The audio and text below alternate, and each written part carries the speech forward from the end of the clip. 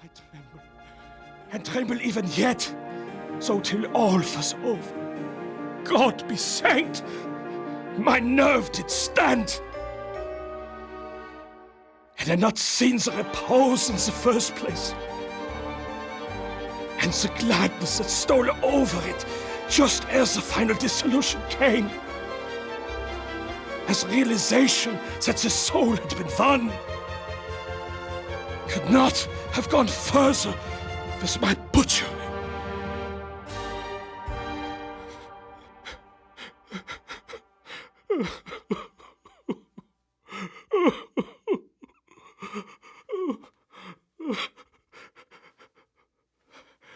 Oh, righteous God, release this poor creature's soul to thy care.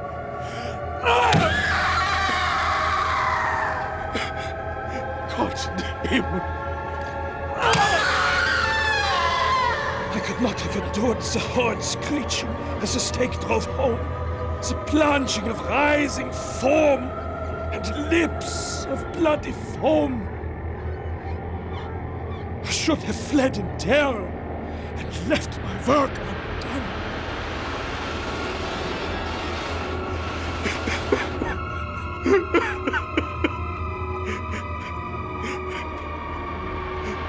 Oh, my child, I will release you from this curse.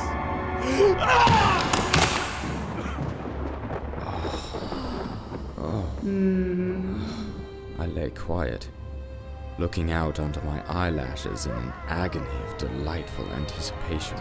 Listen to them, the children of the night. What music they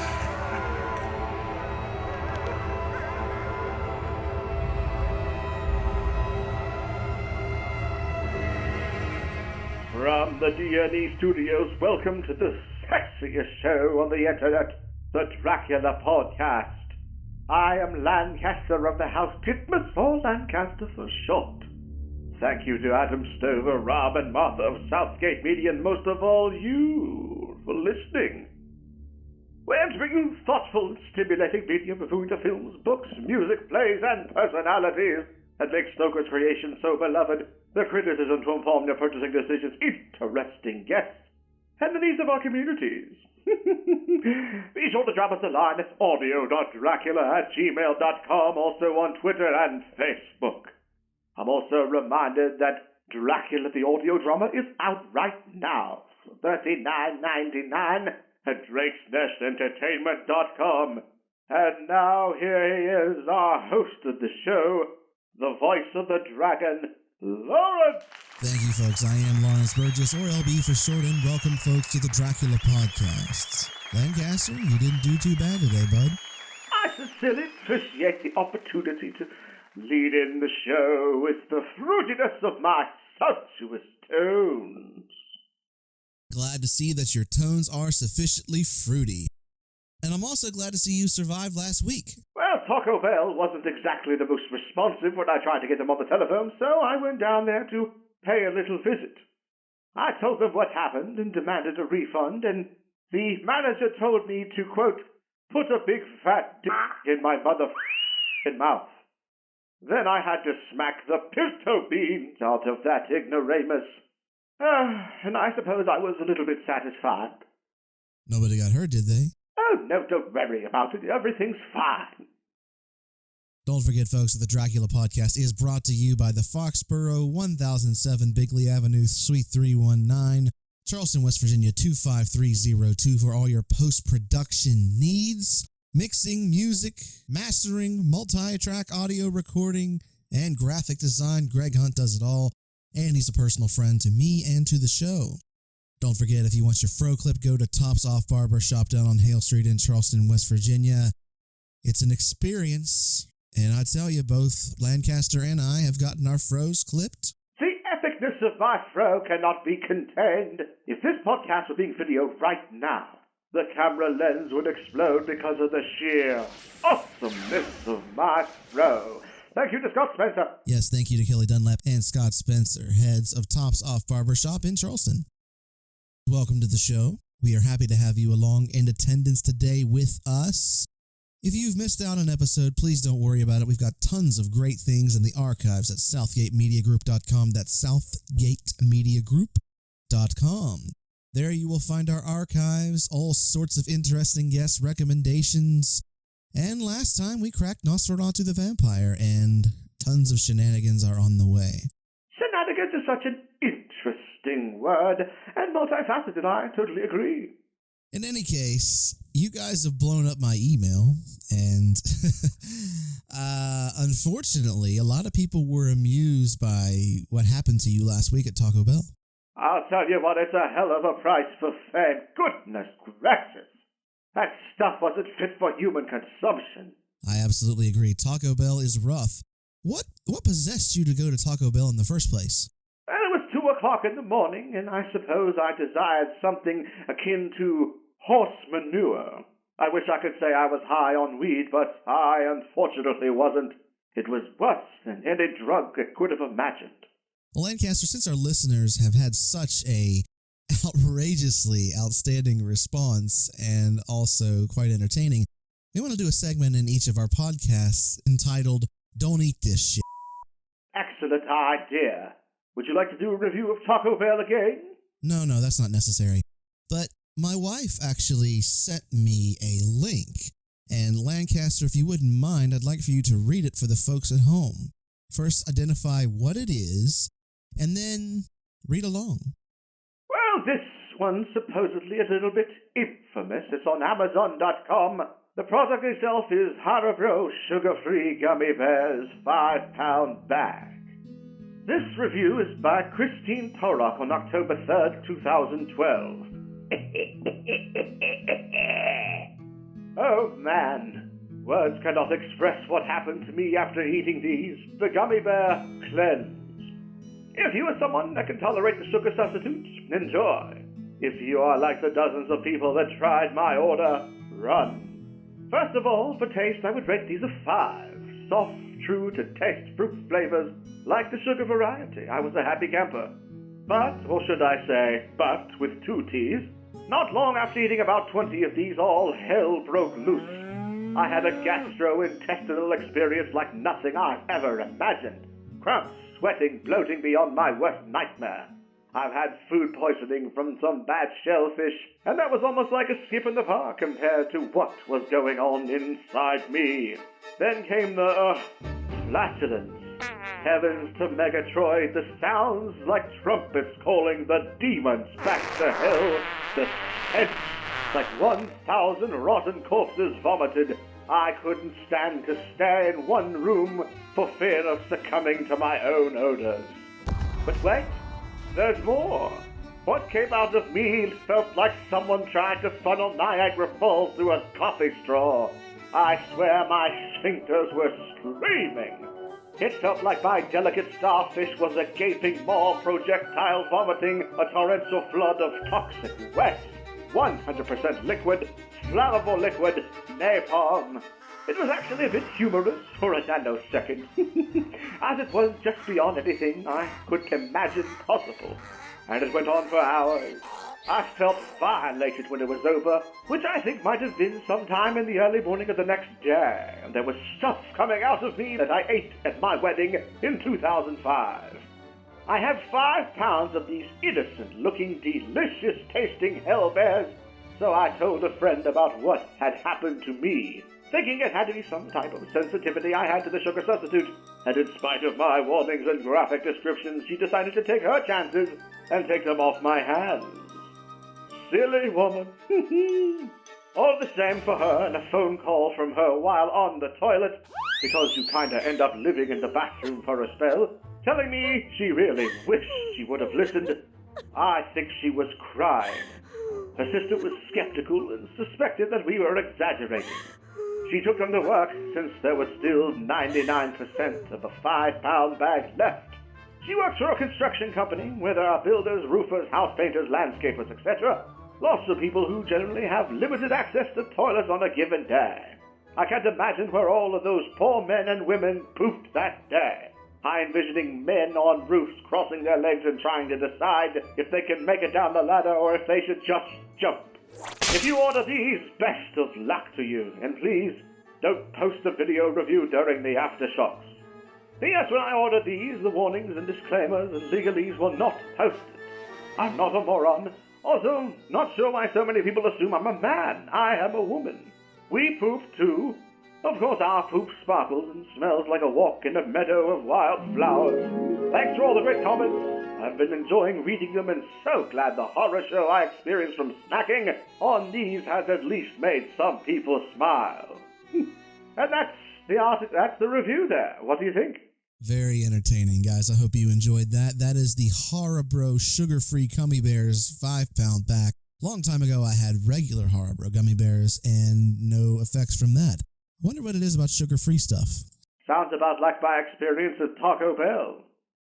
Once again, stay away from Taco Bell and number 2 Haribo sugar-free gummy bears. However, if you want to pull a prank on someone you don't like, I don't know, supervisor, bad friend, unfaithful spouse or significant other, go ahead and give them a little pack of Haribo sugar-free gummy bears.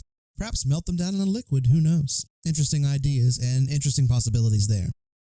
And with that, folks, we're going to go ahead and take a break. Here's a clip from Dracula the audio drama, available right now at drakesnestentertainment.com. Enjoy. Your true friends around you, and that we pray for you all the time. Go on. Tell me what I am to do.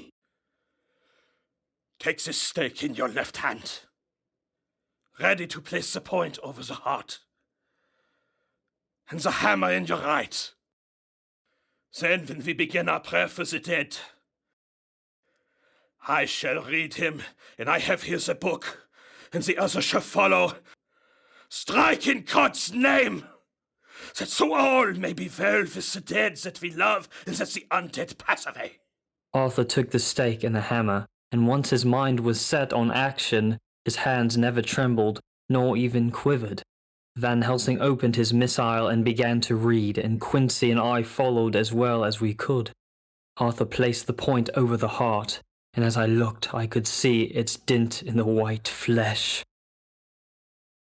Then he struck with all his might. Requiem aeternam donae! All right, folks, we're back at you with the Dracula podcast. Don't forget that right there was a clip from Dracula the audio drama, available right now on drakesnestentertainment.com. $39.99. Value indeed. Also in the inbox, we've had a lot of positive responses for the dramatic reading that Lancaster did of It's a Wonderful Life. I told you it would work.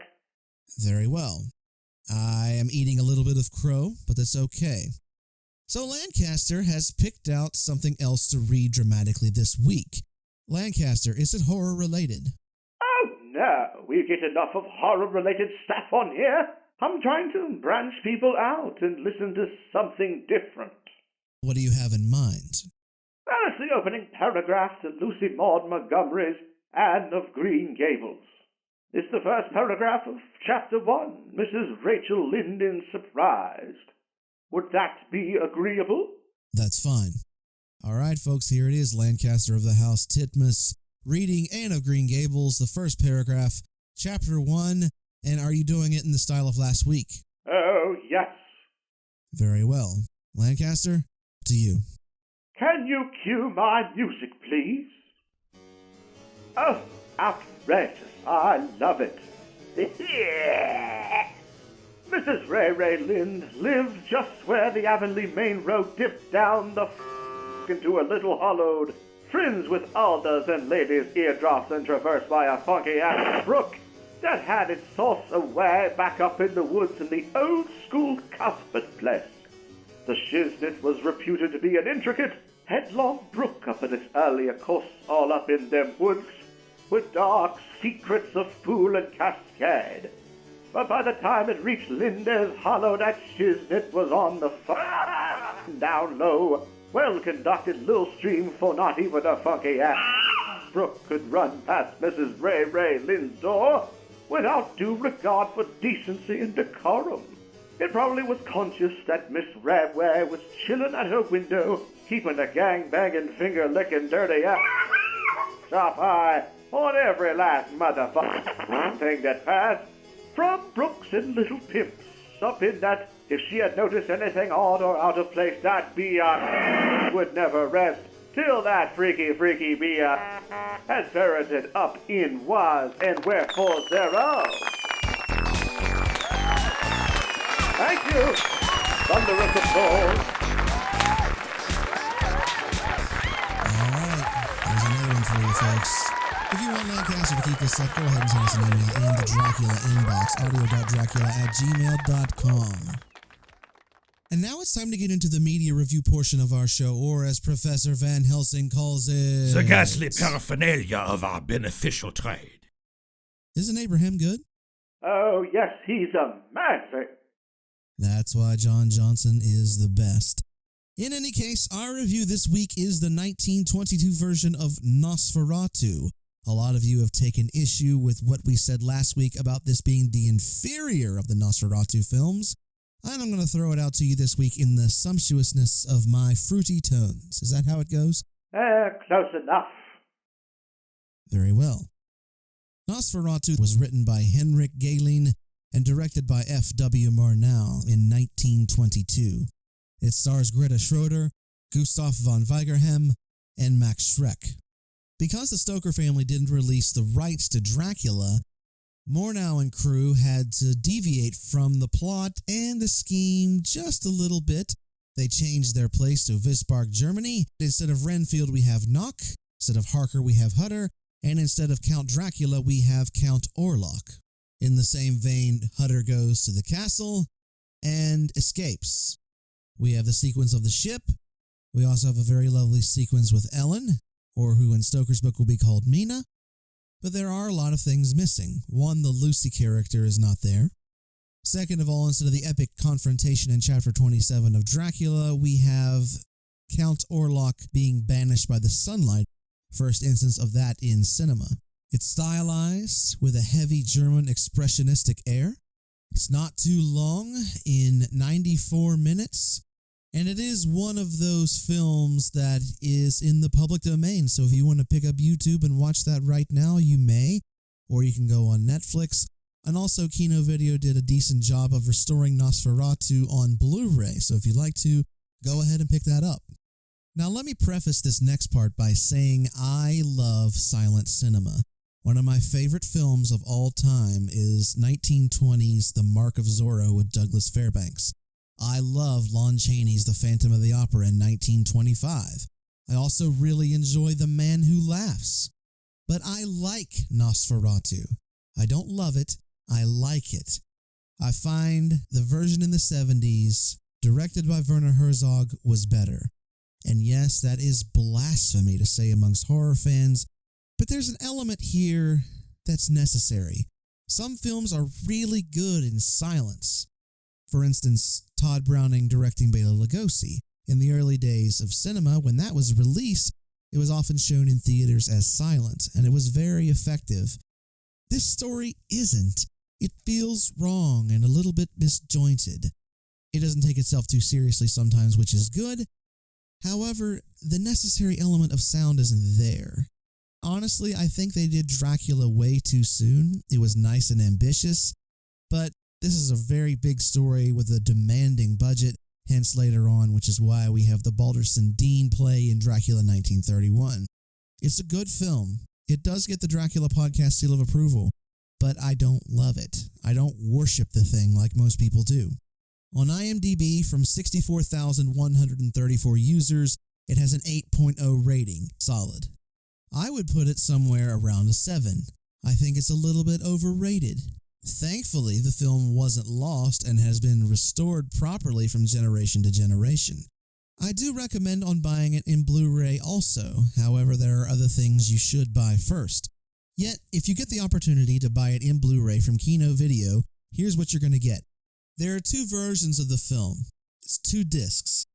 One has the original German intertitles with optional English subtitles, or English intertitles, an original 1922 score in 5.1 surround or 2.0 stereo.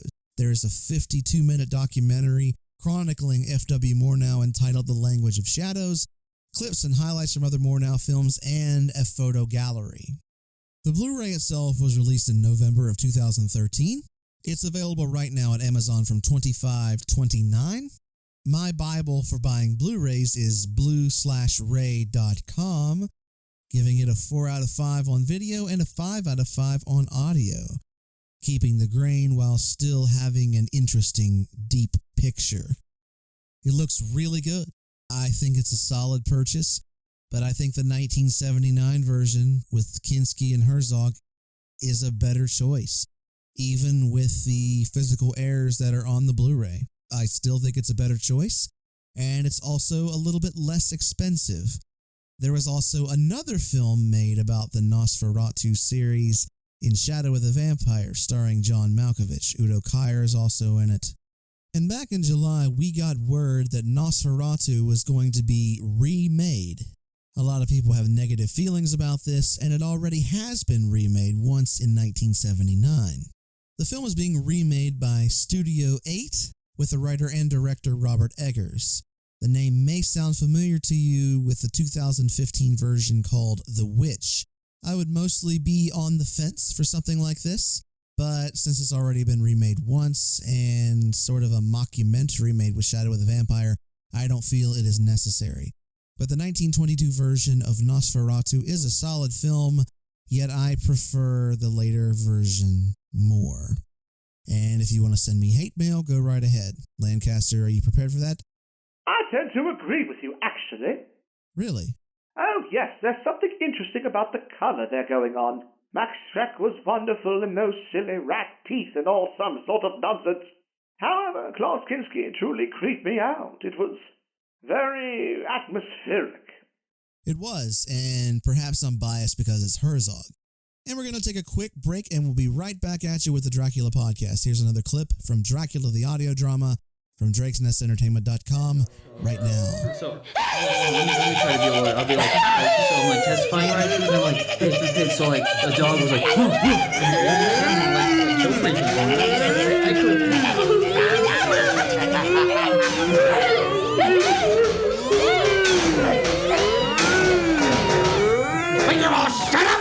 19 July. We are progressing.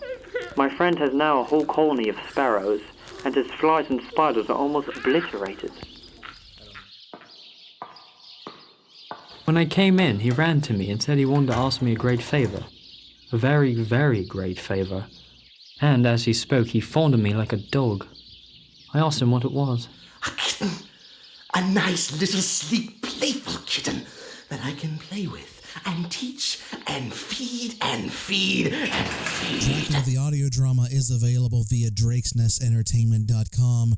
$39.99 available right now. And folks, it's a hell of an experience. A full voice cast, sound effects, and musical score. I'm not preaching this to you just because it's my product. I'm telling you about it because it's cinema for your ears. It's one of the greatest stories ever told, and told now in its definitive form. It hasn't been done before. Not like this. The book, Bram Stoker, his vision, his work, his words. 16.8 hours for $39.99. Unbeatable. Seems to me it's about time to wind down another episode. Yes, indeed, folks. Thank you so much to Adam Stover, Rob, and Martha of Southgate Media, Drake's Nest Entertainment, the Foxborough, Tops Off Barbershop, and most of all, you for listening. But above all else, ladies and gentlemen, to you and yours, have a most excellent day.